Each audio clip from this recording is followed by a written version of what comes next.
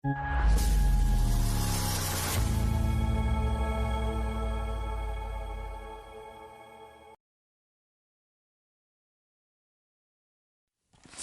pertandingan besar dan ada laga yang sejak peluit awal bahkan belum dibunyikan sudah menekan psikologis dua kubu secara bersamaan. Final Supercopa de Espanya edisi Januari 2026 jatuh ke kategori kedua. El Clasico kembali hadir bukan sekadar sebagai duel dua raksasa, melainkan sebagai medan penghakiman dini atas arah musim. Barcelona datang dengan luka lama yang belum sembuh sepenuhnya, sementara Real Madrid berdiri dengan kepercayaan diri yang belum benar-benar stabil. Inilah panggung di mana reputasi, ego, dan validasi taktik dipertaruhkan tanpa ruang kompromi. Sejak kalender mempertemukan keduanya di partai puncak, atmosfer panas sudah terasa, bahkan sebelum pesawat mendarat di Arab Saudi. Bagi Barcelona, laga ini bukan hanya tentang trofi pembuka musim, melainkan momentum pembuktian bahwa kekalahan di pertemuan pertama hanyalah anomali sementara. Sebaliknya, bagi Real Madrid, final ini adalah ujian apakah kemenangan di Bernabeu benar-benar fondasi kekuatan atau sekadar hasil dari kondisi lawan yang timpang.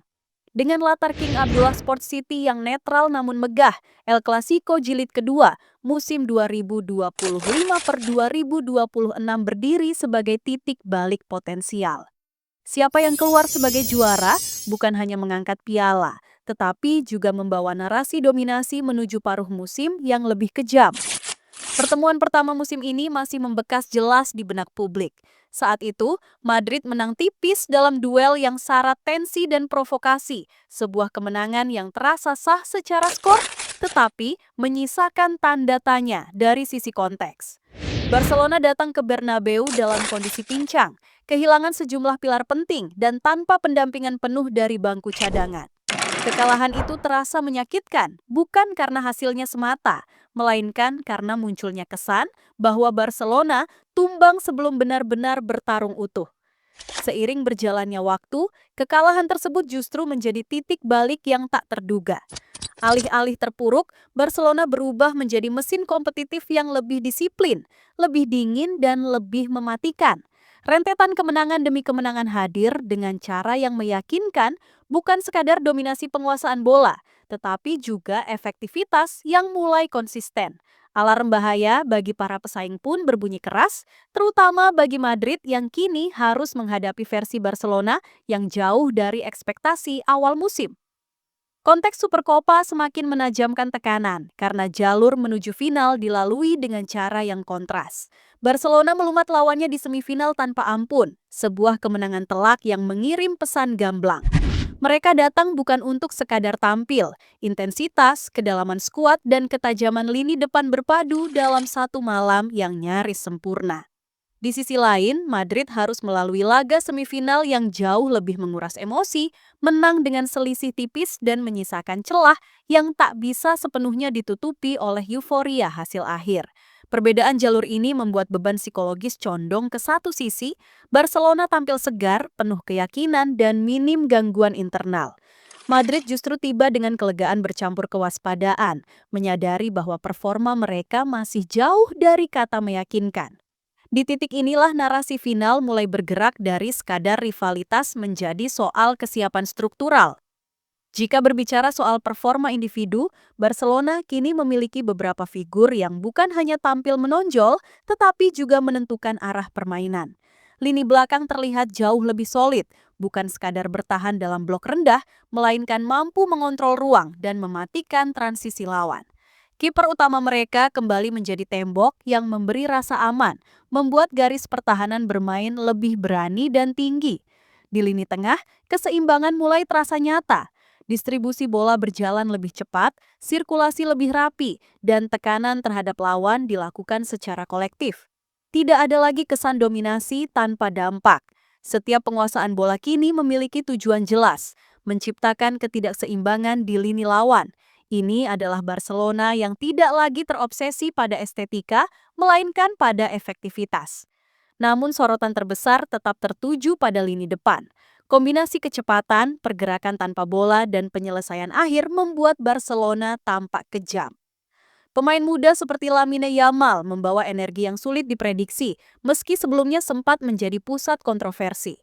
Kini ia terlihat lebih matang, bermain dengan fokus yang lebih tajam, seolah menyadari bahwa setiap sentuhan akan dinilai lebih keras di laga sebesar ini.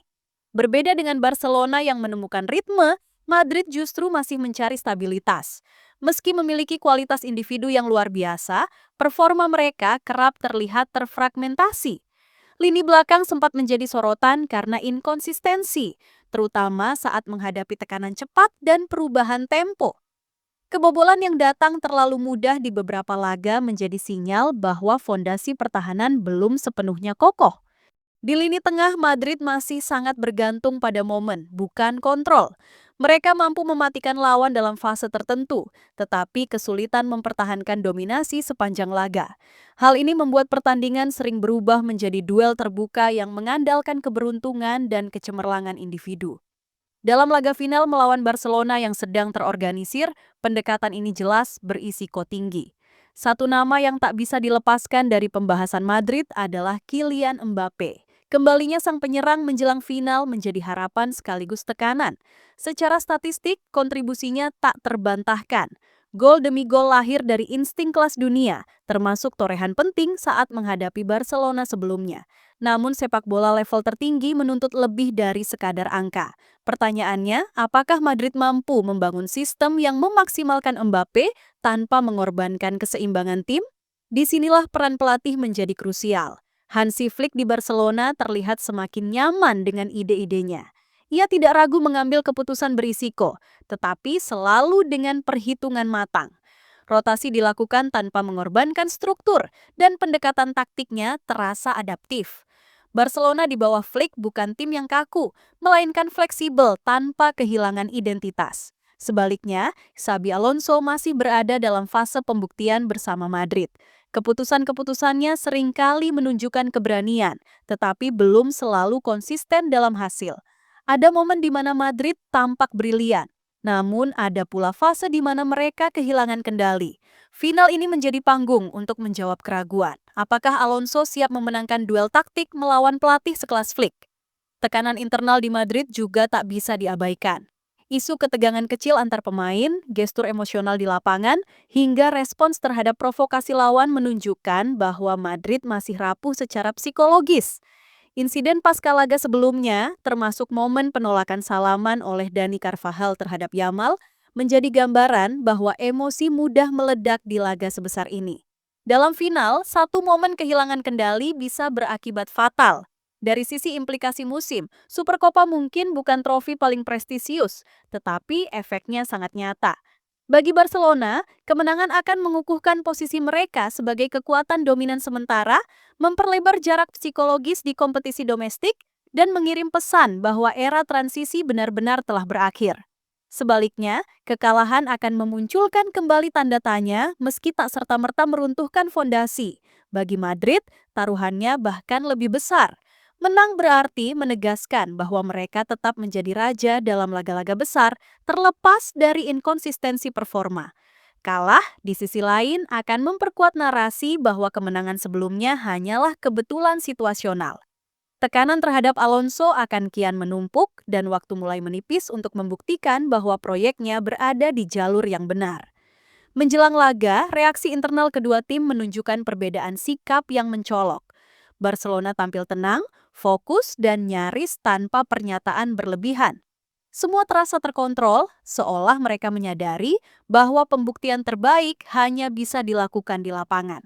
Madrid, meski optimistis, terdengar lebih defensif dalam nada bicara, menekankan bahwa situasi akan berbeda, bahwa kekuatan penuh akan hadir. Pernyataan-pernyataan ini mencerminkan tekanan yang mereka rasakan. Ketika proyeksi ke depan dibuat, satu hal menjadi jelas. Laga ini kemungkinan besar tidak akan ditentukan oleh dominasi mutlak. Margin kemenangan, jika ada, akan tipis. Detail kecil seperti transisi bertahan, efektivitas peluang, dan manajemen emosi akan menjadi penentu. Barcelona memiliki keunggulan kolektivitas dan momentum, sementara Madrid bertumpu pada pengalaman dan kualitas individu. Pada akhirnya, El Clasico di final Supercopa ini bukan tentang masa lalu, melainkan tentang arah. Siapa yang lebih siap menghadapi tekanan akan keluar sebagai pemenang. Barcelona datang dengan amarah terkelola dan struktur yang solid. Madrid hadir dengan reputasi besar dan keyakinan pada bintang-bintangnya. Dalam duel setajam ini, pembuktian mutlak diperlukan karena satu kesalahan saja cukup untuk mengubah narasi musim. Ketika peluit akhir berbunyi nanti, satu tim akan mengangkat trofi, sementara yang lain pulang dengan pertanyaan yang lebih berat dari sebelumnya. Dan disitulah esensi El Clasico. Tidak pernah ada hasil yang benar-benar netral, hanya kemenangan yang menguatkan dan kekalahan yang menghantam lebih dalam dari sekadar angka di papan skor.